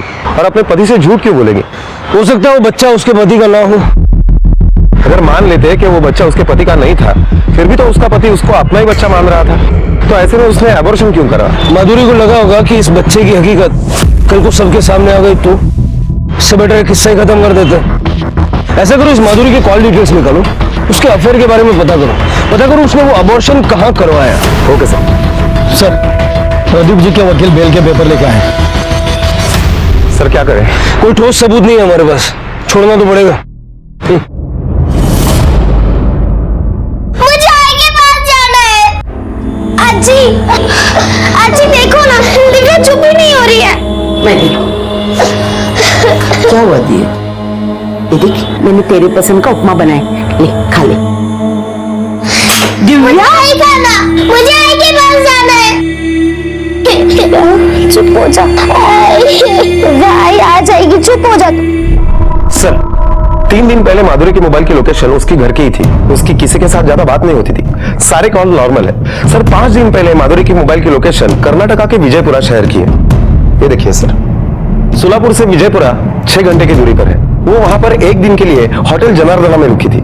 सर, आश्चर्य की गोष्ट तो ये है कि वो होटल से रात को 2 बजे निकली थी और वहां से 1 किलोमीटर की दूरी पर एक घर में गई थी। कर्नाटका? वो कर्नाटका क्यों गई थी? मुझे नहीं पता सर, मैं सच में नहीं जानता।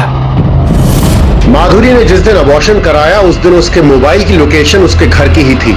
पुलिस को शक था कि कहानी कुछ और ही है। पुलिस ने जब सुजीत से पूछा कि माधुरी कर्नाटका में रात को 2 बजे किसके घर गई थी, तो सुजीत ने कहा कि वहां उसकी कोई बचपन की सहेली रहती थी। सर, माधुरी का किसी के घर पे रात को 2 बजे जाना, इसका मतलब क्या हो सकता है? पूरी पॉसिबिलिटी है कि वो किसी अंजू से मिलने नहीं गई थी, बल्कि उस आदमी से मिलने गई थी जिसके साथ उसका अफेयर था। वो उसे बताने गई थी कि वो प्रेग्नेंट है, लेकिन उस आदमी के साथ उसका झगड़ा हो गया, वो वापस आ गई और उसने अबॉर्शन करा ली। इस बात का पता उसके पिता या पति को चल गया और दोनों में से किसी एक ने उसको मार दिया। अब सच क्या है ये तो कर्नाटक जाकर ही पता चलेगा। लेकिन सर ये कैसे पता चलेगा कि माधुरी ने एबॉर्शन कहाँ किया था, क्योंकि उसका मोबाइल तो घर पर ही था। जानो अबॉर्शन तो किसी हॉस्पिटल या क्लिनिक में किया होगा, जरा वहां आसपास पता करो। Okay sir.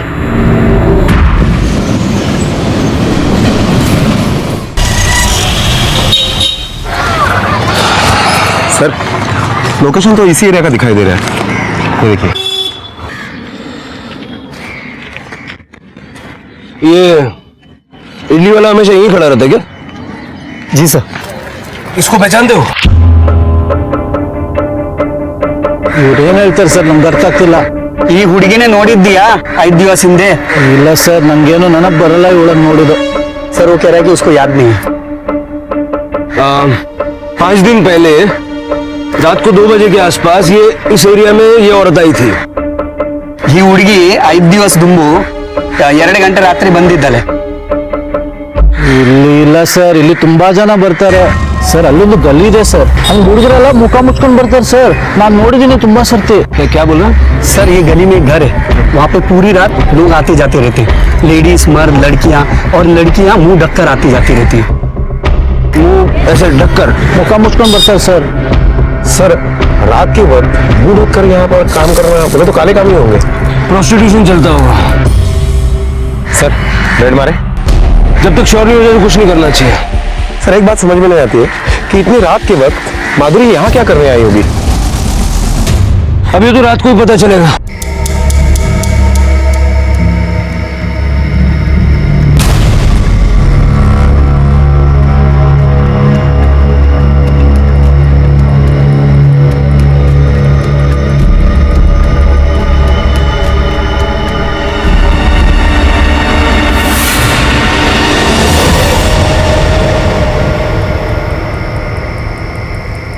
क्या करके आ रहे इधर? मतलब मैं कुछ समझा नहीं। मतलब हम समझाते। चल। हाँ भाई कहाँ से आ रहे हो? साहब वो ऐसे ही। ऐसे ही? क्या कर रहा था इसके साथ? सर ऐसा कुछ नहीं है, ये मेरी पत्नी है। बीवी है तो फिर मुंह छुपा के क्यों घूम रही? सर मैं इनकी पत्नी हूँ।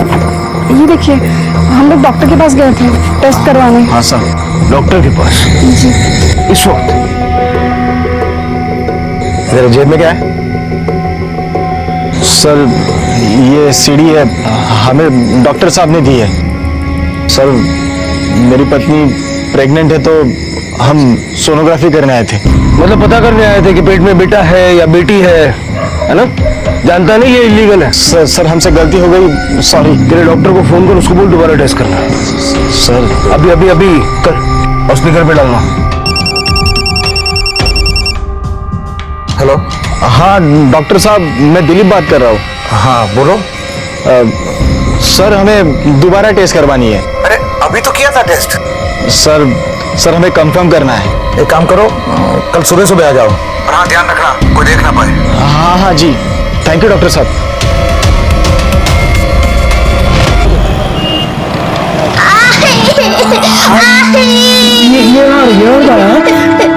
आई आ जाएगी, आई आ जाएगी। हाँ आई आ जाएगी, आई जल्दी से हॉस्पिटल से आ जाएगी। तुम ठीक हो जाएगा। जाना है मुझे, हॉस्पिटल जाना है, मुझसे मिलने। आप जाओ को लेकर आओ। चुप हो जाते क्या? आई आ जाएगी, चुप हो जाना। आई जाएगी मुझे। बेटा सुन, तू मेरी बहादुर गुड़िया है ना, जल्दी से ठीक हो जा, फिर तुझे और दीदी को लेकर पापा घुमाने ले जाएंगे। नहीं आई।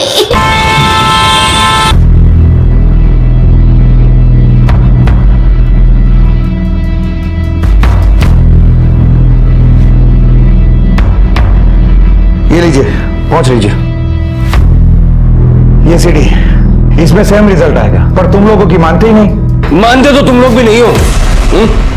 जानते हो ना ये सब टेस्ट करना इलीगल है, और इस सब में तुम दोनों भी बराबर के भागीदार हो, तो चलना तो तुम दोनों को भी पड़ेगा। चल सर। अरे चल रे। सर माफ कर दीजिए सर, आई एम सॉरी। मैं थोड़े से प्रॉफिट के चक्कर में इलीगल सेक्स डिटर्मिनेशन की फैक्ट्री चला रहा था। I am sorry sir. तू तो ऑर्थोपेडिक सर्जन है ना, हड्डियों का डॉक्टर। फिर ये प्रेग्नेंट औरतें तेरे पास टेस्ट करवाने के लिए कैसे आ जाती है? सर कुछ डॉक्टर्स हैं गायनोकोलॉजिस्ट जो पेशेंट को मेरे पास भेजते हैं। वही नहीं, अलग अलग स्टेट में भी डॉक्टर्स हैं सर जो मेरे पास पेशेंट को भेजते हैं टेस्ट के लिए। लड़की होती है तो वो लोग अबॉर्ट भी करवा देते हैं सर। वो तो इन सारे डॉक्टर्स और सारे पेशेंट की लिस्ट चाहिए। और ये औरत क्या आई थी तेरे पास? हाँ आई थी सर। इसे किस डॉक्टर ने भेजा ये तो मुझे पता नहीं। इसे बेटा होने वाला था ना? ये तो नहीं पता सर। मैं तो पेशेंट को सीडी बना कर देता था, उसका डॉक्टर उसे बताता था कि बेटा है या बेटी। सर ये खुद चलकर आई थी 5-6 दिन पहले। एक आदमी भी था इसके साथ। कौन था वो आदमी? ये नहीं मालूम सर। अब क्यों मारा? सब तो बता दिया सर मैंने। तेरे जैसे लोगों को जितना मारा जाए उतना कम है। सर माधुरी डॉक्टर अनुज के घर पर बच्चे के सेक्स डिटर्मिनेशन टेस्ट के लिए गई थी। इसके कहने के मुताबिक उस वक्त उसके साथ एक आदमी भी था। हो सकता है कि वही आदमी हो जिसके साथ माधुरी का अफेयर चल रहा था। माधुरी जिस होटल में रुकी थी उस होटल में जाके पूछताछ करो। Okay sir. कदम। आई, मुझे मेरी आई चाहिए। दिव्या चुप हो जा प्लीज। अच्छा अब रोना बंद कर, मैं तुझे आई के पास ले चलती हूँ। सच? हाँ चल चल।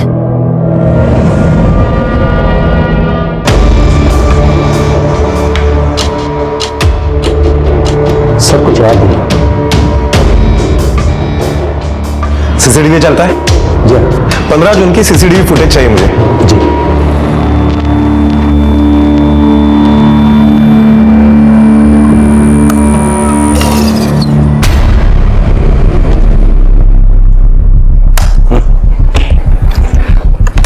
आपने कहा था कि आप जानते नहीं है कि आपकी बेटी कर्नाटक गई थी, लेकिन यहाँ इस फुटेज में आप उसके साथ नजर आ रहे हैं। माफ करो साहब, मैंने झूठ बोला आपसे। मैं बहुत डर गया था साहब। एक तो आप मुझ पर शक कर रहे हो, पर कसम खाकर कहता हूँ साहब, कर्नाटक के उस होटल में जाने तक मुझे पता नहीं था कि माधुरी मुझे वहां क्यों लेकर गई है। कुछ नहीं बताया था उसने साहब। माधुरी आता तरी साहब, तू मुझे यहाँ क्यों लेकर आई है? बात क्या है? बाबा मैं फिर से अपना चेकअप करवाना चाहती हूँ। बार बार क्यों करनी है टेस्ट? मैं इस बार कोई चांस नहीं ले सकती। अगर तो बात प्लीज बाबा। दूसरे दिन उससे फोन करके मुझे कहा कि बेटा ही है। तो बहुत खुश थी। फिर मैंने उसको फोन किया तो पता चला उसकी तबीयत ठीक नहीं है, बीमार है वो। इसीलिए उस दिन मैं उसको मिलने के लिए सुबह से उसके घर गया था। आपकी बेटी बार बार अपना गर्भ परीक्षण करवा रही थी। बेटा होने वाला था, सब लोग खुश थे, लेकिन वो डरी हुई थी क्योंकि वो जानती थी कि उसके पेट में जो बच्चा बन रहा है वो उसके पति का नहीं है। क्या बकवास है ये? मेरी बेटी ऐसी नहीं थी, ये झूठ है। क्या झूठ है क्या सच, बहुत जल्द सामने आ जाएगा। सर हमने आसपास के सारे हॉस्पिटल्स में पूछताछ की तो पता चला है कि माधुरी नाम की कोई भी पेशेंट कहीं पर भी एडमिट नहीं थी। माधुरी के कॉल रिकॉर्ड्स देख के ऐसा तो नहीं लगता कि उसका किसी से कोई अफेयर होगा। सर जरूरी तो नहीं कि फोन पर ही बातें करती हो, यह भी हो सकता है कि माधुरी उसे कहीं बाहर मिलती हो। हाँ, लेकिन ज्यादा वो बार बार अपने बच्चे का गर्भ परीक्षण क्यों कर रही थी? और अगर उसके पेट में बेटा था तो फिर उसने अबॉर्शन क्यों किया? एक काम करो, पता करो जरा माधुरी के फैमिली के अलावा कोई ऐसा है जो उसके करीब हो, उसका कोई दोस्त या कोई सहेली जो उसके बारे में सब कुछ जानता हो। Okay sir.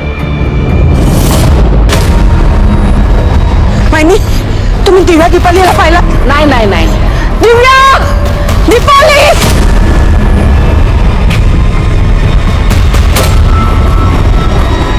क्या हुआ?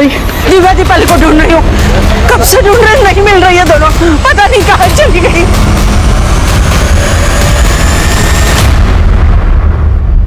सर माधुरी की एक नंबर पर ज्यादातर बातें हुआ करती थी। वो नंबर किसी शीतल के नाम पर है, मैंने उसे यहाँ पर बुला लिया है। माधुरी का कोई बॉयफ्रेंड था? नहीं सर, वो तो बहुत सीधी थी, अपनी दुनिया में खुश रहती थी। हाँ बस एक बेटे की कमी थी, लेकिन वो भी बहुत जल्द पूरी होने वाली थी। आप बेस्ट फ्रेंड है ना उसकी? हाँ सर, वो मुझसे कुछ नहीं छुपाती थी। बस दादा यही रोक देना।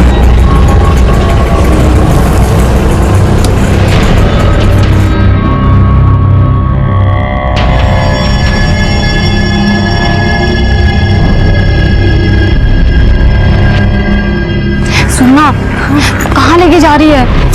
बस तो साथ में चलना, कुछ ना होगा। चलो।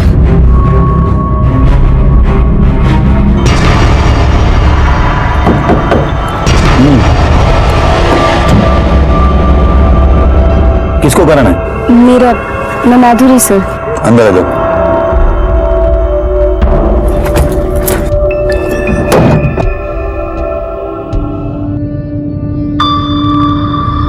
एक तरफ जहां कानून इतना सख्त है कि किसी भी अस्पताल में बच्चे के लिंग की जानकारी नहीं दी जाती, वहीं दूसरी तरफ बच्चे के लिंग की जांच के लिए तरह तरह के अस्थायी विकल्प अपनाए जा रहे हैं।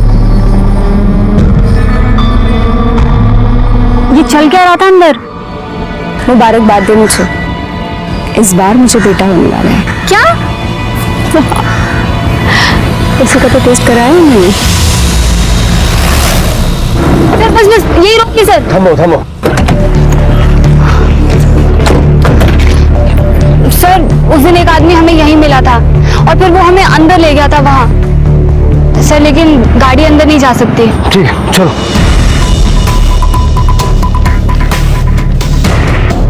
और कितना दूर है? बस सर यही पास में है। अलर्ट रहना, भागने नहीं चाहिए वो लोग।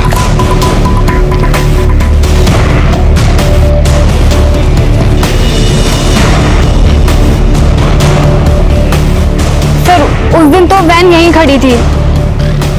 कुछ गाड़ी का मॉडल या नंबर कुछ याद है? उतना तो याद नहीं है। हाँ लेकिन डार्क ब्लू कलर की थी और सारे विंडोज पे न्यूज़पेपर लगा हुआ था। यादव, लगता है ये लोग हमेशा गाड़ी लाकर यहाँ पार्क करते होंगे और ये काम करते होंगे। आसपास अच्छी तरीके से देखो। Okay sir.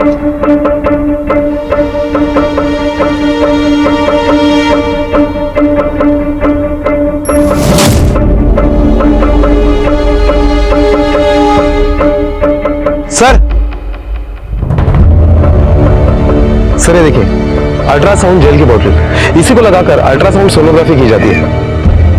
डॉक्टर ने माधुरी को सीडी भी दी थी। हाँ सर। यादव, हो सकता है वो सीडी माधुरी के घर में ही हो। चलो। मावशी, दिव्या आणि दीपाली आल्यात का तुझ्याकडे? ठीक आहे, नाही आहे तिथे, पण मी पोलीस स्टेशनला जाऊन येतो। सर मैं भी आपके पास ही आने वाला था। सुबह से मेरी दोनों बेटियां लापता है, दिव्या और दीपाली। सुबह घर पे ही थी लेकिन दोपहर पता नहीं कहाँ चले गई। सब जगह फोन किया, वो कहीं पे भी नहीं है। सर प्लीज प्लीज कुछ कीजिए। सर बच्चे की फोटो है ना आपके पास? हाँ। ये फोटो इनको भेजिए जरा।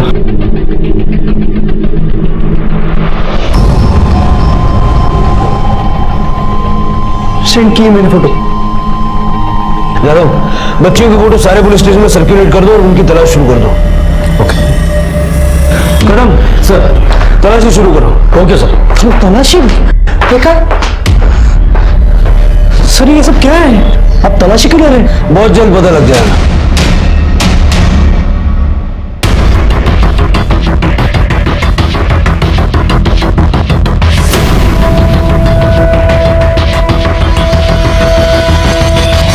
सर ये 2 सीडीज मिली है, अंदर के रूम में छुपा के रखी थी। यादव, ये दोनों सीडी लैब में भेजो और पता करो। Okay sir. अरे सर ये सब क्या चल रहा है? मेरी दोनों बेटियां लापता है और आप घर की तलाशी ले रहे हैं? आपकी बच्चियों की तलाश हमने शुरू कर दी है, जल्दी मिल जाएंगे, आप चिंता मत कीजिए। प्लीज। ये क्या हो रहा है?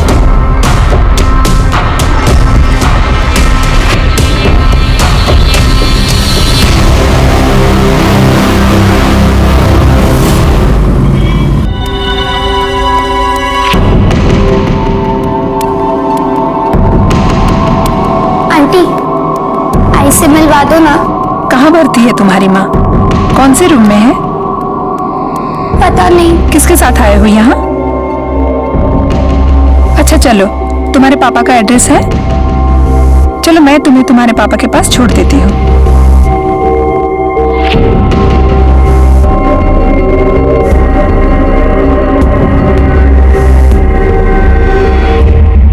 भोसले, जो 12 फीटेसेस हमें मिले थे उसका क्या हुआ? नहीं सर, कुछ पता नहीं चल पाया। हॉस्पिटल के सारे रिकॉर्ड्स क्लियर है, कहीं कुछ गड़बड़ दिखाई नहीं दे रही है। सर मैंने माधुरी की सोनोग्राफी की दोनों सीडीज चेक करवाई तो पता चला है कि माधुरी को बेटा नहीं बेटी होने वाली थी। माधुरी को बेटा नहीं बेटी होने वाली थी। हाँ सर। और माधुरी ने 2-4 दिन पहले अबॉर्शन कराया और जो फीटस ही समय मिले उसमें से भी 1-2-4 दिन पुराना है। Yes sir. उस फीटस का डीएनए माधुरी के डीएनए से मैच करके देखो, हो सकता है वो माधुरी का ही हो। Okay sir.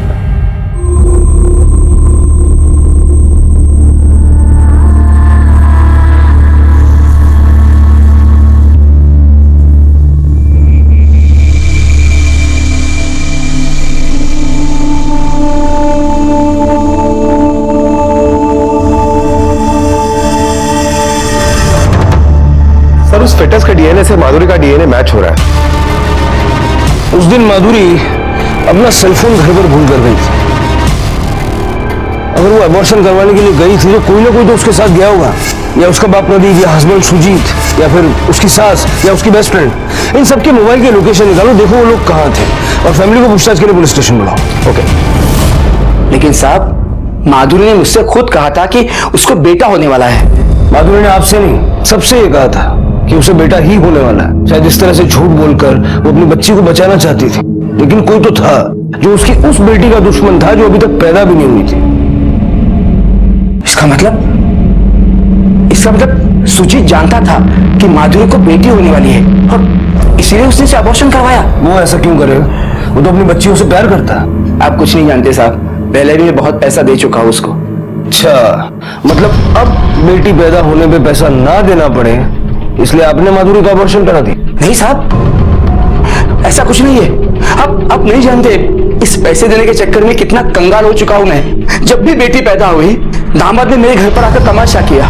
मैंने अपनी जमीनें बेच कर उसको पैसा दिया। पहली बेटी के लिए 14 लाख और दूसरी बेटी के लिए 12 लाख रुपए दिए। तो मेरे पास खाने के लिए भी पैसे नहीं है।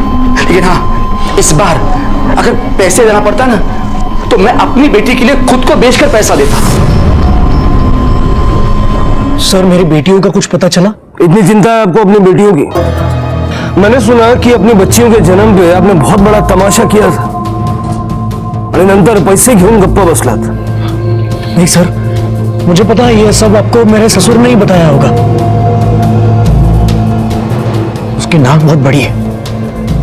मैंने कभी उनसे पैसे नहीं मांगे, बल्कि लोगों को दिखाने के लिए उन्होंने मुझे पैसे दी। मैंने ना कहा तो माधुरी ने कहा कि पैसे ले लो, नहीं तो पापा का दिल टूट जाएगा। ये देखिए मेरा बैंक स्टेटमेंट था, उसमें एफडी स्टेटमेंट भी है। मैंने उन पैसों का हाथ नहीं लगाया, बच्चों के नाम पे ही रखे। मेरे ससुर को नहीं जानते आप। खुद को बचाने के लिए दूसरों का गला भी काट सकता है वो। सर, कुछ समझ में नहीं आ रहा है, कौन सच बोल रहा है और कौन झूठ?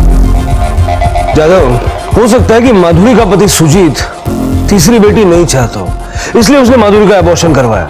और यह भी हो सकता है कि माधुरी का बाप प्रदीप, उसने ये सोचा हो कि अगर तीसरी बेटी हुई तो फिर से पैसे देने पड़ेंगे। ये सोचकर उसने माधुरी का अबॉर्शन करवाया। या फिर एक पॉसिबिलिटी ये भी है कि माधुरी खुद तीसरा बच्चा नहीं चाहती थी, इसलिए उसने खुद ही अबॉर्शन करवा लिया। एक काम करो, ससुर दामाद के बीच में रिश्ता कैसा था जरा पता करो। Okay sir.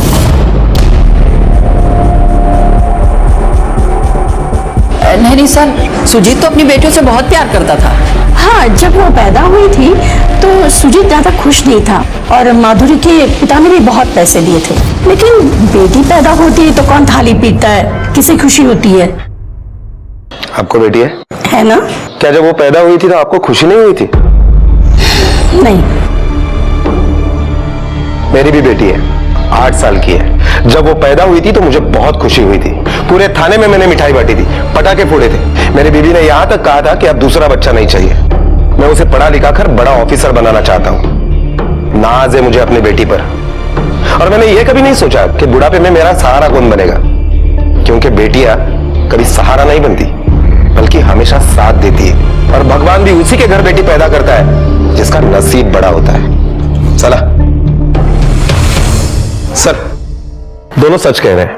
अबॉर्शन वाले दिन माधुरी किसके साथ थी? माधुरी के पति सुजीत का मोबाइल का लोकेशन उसका घर का ही है और माधुरी का बाप प्रदीप, उसके मोबाइल का लोकेशन भी उसी के एरिया का है। लेकिन माधुरी के सास के मोबाइल के लोकेशन के मुताबिक उस दिन वो मार्केट के एक होम्योपैथी क्लिनिक में गई थी। उस दिन दोपहर को माधुरी आपके साथ थी ना? ऐसा बिल्कुल मत सोचिएगा कि अगर आप हमें नहीं बताएंगे तो हमें पता नहीं चलेगा। मैं भला कोई बात क्यों छुपाऊं? माधुरी की तबीयत ठीक नहीं थी, वो कमजोर महसूस कर रही थी, इसलिए वो मुझे वो होम्योपैथिक डॉक्टर अजय दीक्षित के पास ले गई। आप जरा बाहर रुकिए, मुझे इनसे कुछ पूछताछ करनी है।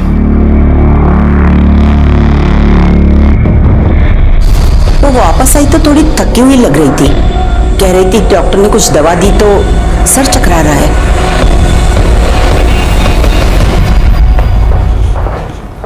सुनिए, वो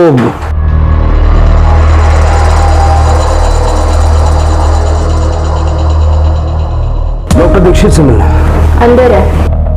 हाँ सर, ये लड़की आई थी मेरे पास, लेकिन उस समय उसका बीपी काफी लो था, तो मैंने उसे डिटेल में पूछताछ की उसके केस हिस्ट्री जानने के लिए, और फिर उसे दवाइयां दी और वो चली गई। और कुछ नहीं हुआ? नहीं सर। ठीक है, थैंक यू।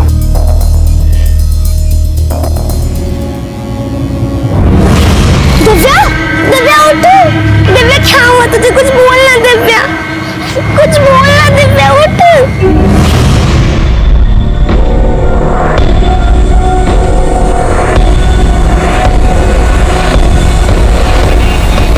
वक्त में क्या करूँ सर? कांस्टेबल कदम का फोन था। उसने अभी अभी डॉक्टर दीक्षित के क्लिनिक में मुंह ढककर एक औरत को जाते हुए देखा। चलो।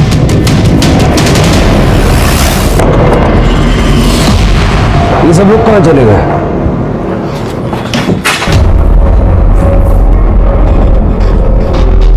सर, ये देखिए।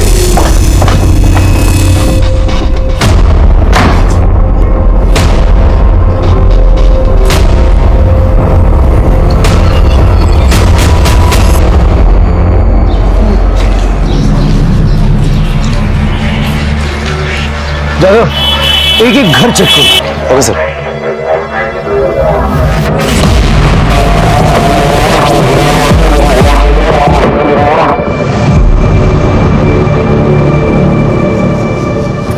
सुनो, जरा उसको फॉलो करो।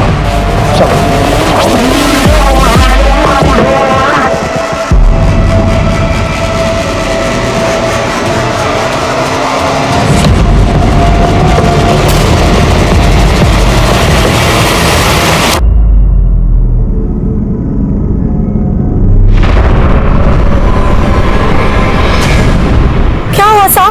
कदम सर। सर, ये तो बच्चे का गर्भ है। सर, खर्च में काय नहीं केलं. वो डॉक्टर साहब मेरे को पैसे देते थे इसलिए मैं करती थी सब. सर माफ कर दीजिए सर। वो औरतें तेरे पास कैसे पहुंचती थी? तू तो होम्योपैथी का डॉक्टर है ना, उन्हें कैसे पता चलता था कि तू एबॉर्शन का इलीगल सेंटर चलाता है? सर, जिन्हें बच्चा गिराना होता है ना, वो अपने आप पता लगा लेते सर। और वैसे भी शहर के कई हॉस्पिटल्स के कई स्टाफ और डॉक्टर्स को भी ये पता है। वो ऐसी औरतों को मेरे पास भेज देते थे और मैं उनका हिस्सा उन्हें पहुंचा देता था। वो कर्नाटका वाले डॉक्टर का एड्रेस तूने माधुरी को दिया था ना? हाँ सर। फिर उसने तेरा नाम क्यों नहीं लिया? क्योंकि वो मेरा कजिन है सर। माधुरी के साथ क्या हुआ?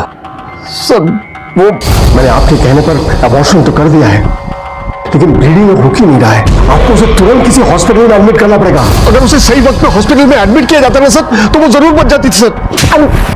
किसके कहने पे किया था अबॉर्शन? बताइए ना, कहाँ है दीपा और दीपाली? क्या किया तुम लोगों ने उनके साथ? बताइए। आपको इस घर की और इस घर में रहने वाले लोगों की चिंता करने की जरूरत नहीं है। सर आप यहाँ माधुरी के कातिल को ढूंढते ढूंढते यहाँ तक पहुंच गए।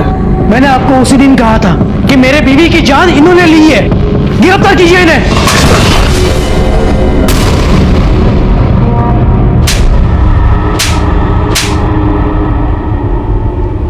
मेरे ससुर ने मेरे बीवी की जान ली, आप मुझ पर क्यों इल्जाम लगा रहे हो? पुलिस कभी हवा में इल्जाम नहीं लगाती। डॉक्टर अजय ने तुझे फोन किया था, उसी ने तुझे कर्नाटक के उस डॉक्टर का नंबर दिया जहां माधुरी ने टेस्ट कराया था। ये तेरे और अजय के कॉल डिटेल्स। माधुरी के अबॉर्शन के बाद उसने तुझे फोन करके बताया था कि माधुरी की जान जा सकती है। माधुरी मुझे बहला रही थी, उसे लगा कि वो झूठ बोलकर अपने बच्चे को बचा लेगी। Are you sure? हो, मैंने टेस्ट करवाया है, इस बार बेटा ही है। हाई आई क्लास का? अरे रहने दो। बाप्पा ऐकलेच रे आमचं, बेटे की खबर सुन के जो खुशी मेरे आंखों में दिखाई दे रही थी वो खुशी माधुरी के आंखों में नहीं दिखाई दी। उसी वक्त मुझे उस पर शक हुआ। लेकिन फिर से टेस्ट करवाने की क्या जरूरत है? मेरे तसल्ली के लिए। ये देखो, ये वो डॉक्टर का एड्रेस है, कर्नाटका में है। ISI डॉक्टर से ही टेस्ट करवा लेना और आने के बाद रिपोर्ट मुझे ही दिखाना। और हाँ, मेरा नाम मत लेना, नहीं तो तुम्हारे पापा को मुझे बोलने का मौका मिलेगा। मैंने तुरंत कर्नाटका के डॉक्टर का नंबर लिया और माधुरी को उसके पिताजी के साथ भेज दिया टेस्ट करने के लिए। डॉक्टर अजय ने मुझे बोला कि इस बार भी बेटी है। अबॉर्शन के बाद माधुरी का ब्लीडिंग रुक ही नहीं रहा था। मैंने नहीं मारा माधुरी को। अगर तूने उसे नहीं मारा तो सुबह 8:30 से 11 के बीच तू और तेरी माँ फोन पे 10 बार क्या बातें कर रहे थे? तो सर वो ईमानदारी से सच बोलेगा तो फायदे में रहेगा। बोल। सर उस दिन मला भट्टा डॉक्टर ने सही कहा था, उसकी तबीयत बहुत बिगड़ गई है, वो आज नहीं बच सकती। मर गई तो मरने दो, वैसे भी उसकी कोख से लड़कियां ही जन्नी है। हाय, एक काम कर, तू मंदिर चली जा, मैं ऑफिस के लिए निकलता हूँ। यहाँ रहेंगे तो फंस जाएंगे। अच्छा हुआ आप दोनों ने मेरा अबॉर्शन करवा दिया, वरना आप लोग तो मेरी बच्ची को जीते जी मार देते। अरे मुझे मौका चाहिए था। बस कीजिए माँ जी, मेरी एक कंप्लेंट की वजह से आप और आपका बेटा जेल जा सकता है। आपने मेरा अबॉर्शन करवाया ना, इसकी आपको कड़ी से कड़ी सजा मिलेगी। मैं अभी पुलिस को कॉल करती हूँ।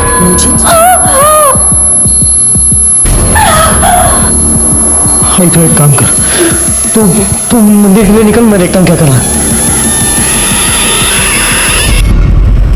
तुझे और तेरी माँ को लगा कि इतना बड़ा कांड करके तुम लोग बच जाओगे। बहुत प्यार है माँ बेटे के बीच। माँ ने कत्ल किया, बेटा सबूत मिटाने में लगा रहा।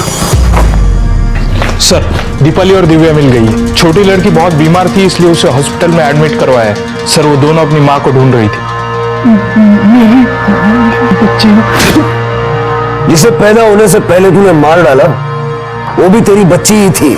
पुलिस ने अपनी सूझबूझ से न सिर्फ माधुरी के हत्यारे को पकड़ा, बल्कि 2 राज्यों के बीच चलने वाले एक बड़े गिरोह का पर्दाफाश किया, जो गैर कानूनी तरीके से लिंग परीक्षण और गर्भ में बेटी होने पर गर्भपात कराने के काम में शामिल था। माधुरी सिर्फ अपनी होने वाली बेटी को बचाए रखना चाहती थी, लेकिन योग्यता के पागलपन ने न सिर्फ माधुरी की जान ली, बल्कि उसकी दोनों बेटियों के सर से मां का साया भी छीन लिया। क्राइम पेट्रोल के ऐसे ही मजेदार एपिसोड्स देखने के लिए हमारे चैनल को सब्सक्राइब करें